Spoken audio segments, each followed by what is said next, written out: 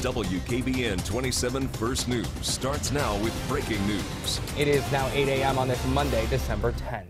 We are following breaking news right now out of Youngstown. 5 children are confirmed dead, all under the age of 10 years old, after a house fire overnight on the south side.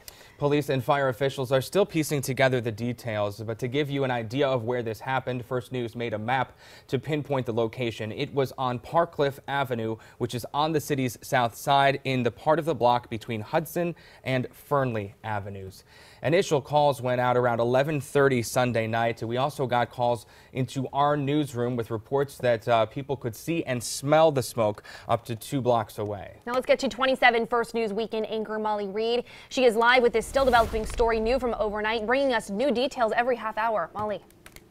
Yeah, good morning, Dan and Chelsea. The state fire marshal actually just got onto the scene to start looking into what started this fire, as well as people who've been watching our newscasts have been learning about this tragic incident. They actually started putting bears out front of the house, stuffed bears, to remember these children. If you look at the house now, you can see that the windows are completely blown out. This house is clearly a total loss. We're told that the family who was living here is actually renting the house. They possibly just moved in a couple months ago. The owner is supposed to be showing up to the house in just a few minutes to check out this damage. Now, within the past hour, we have learned the ages of these kids. They were 9 years old, 3 years old, 2 years old, and there were 2 twins who were just 1 year old. Now, we've been talking to a lot of people who have been coming out to the scene, including Councilwoman Anita Davis, about just how tragic this incident was and what they want to do at the schools. We're told by Denise Dick with Youngstown City Schools that they will have counselors at the school today that the children went to, but Councilwoman Anita Davis does tell us that they're going to need a lot of support and love. No, they're going to need a lot of loving. That's all I can say. They are going to need a lot of loving to help them, because still they've lost a schoolmate. This is not something that little kids are supposed to know about. It's just not.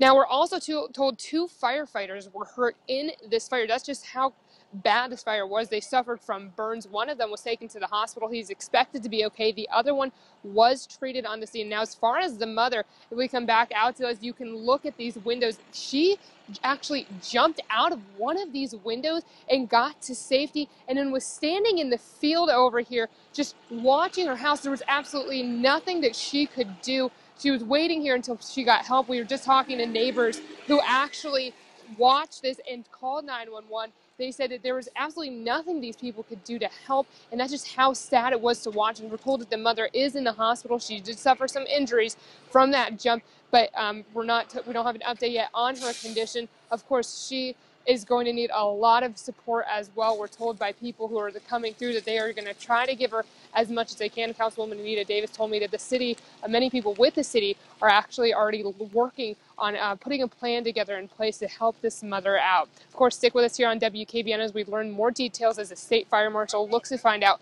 what caused this fire. He has to be here because of protocol, because of the amount of casualties here. But we are hearing it might have been an accidental fire. Stick with us here as we work to get those updates. But for now, in Youngstown, Molly Reed, First News on Fox.